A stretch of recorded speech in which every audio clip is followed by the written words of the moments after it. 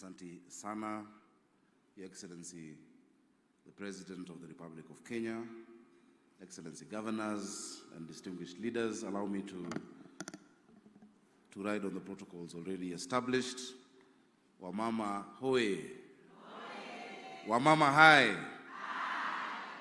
Hi, there's a bit more energy in the room. Today is a great day. Wamama hai. Ama nijaribu na wababa. Kuna wababa kadhaa.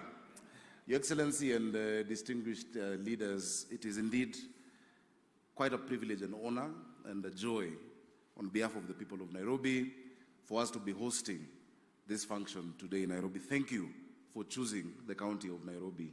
You could have done this anywhere in the country, but I'm sure you chose Nairobi not because of convenience, but because you are sure there's a governor who supports this cause in the county of Nairobi. Your Excellency and my colleague governors will tell you, starting with my big sister Anne Waiguru, whom we really look up to. You know, you've shown exemplary leadership, you know, at the Council of Governors, and you've had a long journey with you from when we worked in the National Treasury. Cecily Mbarire, you know, with the indefatigable spirit, you know, a jewel in the east of Mount Kenya. Gladys Wanga, you know, who is setting the pace in many, many respects, being the first woman governor in her region, you know, and we were together in National Assembly and worked even later together. Of course, my sister Susan, former super senator, now super governor, doing amazing in Nakuru. Mheshimiwa Achani, you know, we're proud of you. Being elected in a Muslim, you know, county, where previously, you know, religious limitations would not have had you there, and you've set the pace such that we've seen even in Marsabit now they're endorsing a lady to become governor, and you're paving the way for many more. Hongera sana. Of course, the unbeatable, the resilient, the indefatigable Kawira Mwangaza.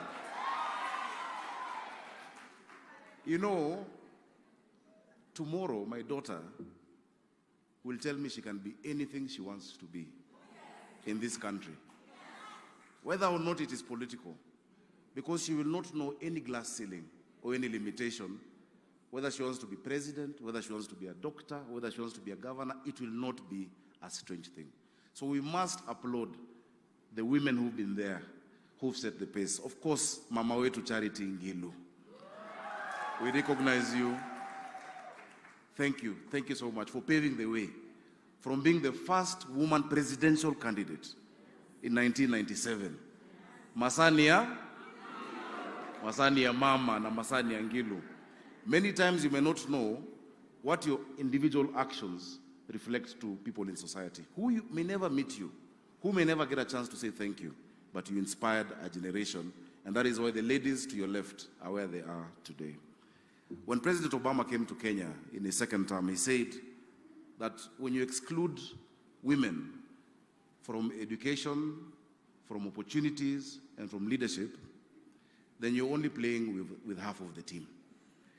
And how do you expect to win with only half of the team on the pitch? It is not only absurd, it is dumb.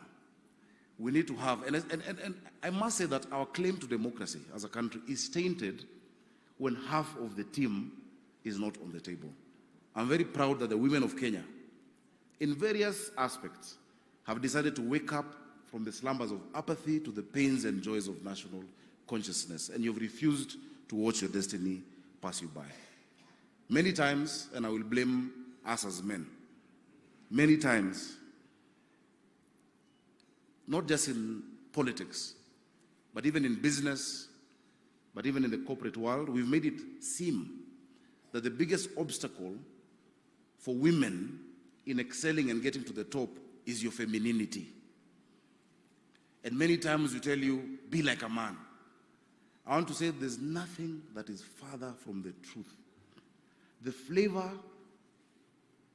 that women leadership adds is much needed. That beyond numbers and beyond budgets, your compassion sees faces. Your compassion sees people. So please don't try and say that for you to win these seats, mukue kama wanaume, jikaze kama mwanaume. Hapana, kuwa kama mama. Because ni mama ndo tunahitaji. Nikimalizia kwa sababu wa muda, I am very happy that this G7 strategy is going to be done chronologically, starting with county 1 till 47. So by the time you get to 47, nitakuwa nimemaliza. So mkianza kuongeza idadi ya wamama, tafadhali mwanzie number 1, 2, 3, ndo mmalizie Nairobi. And we will support because, and that's on a light touch, I am a he for she champion.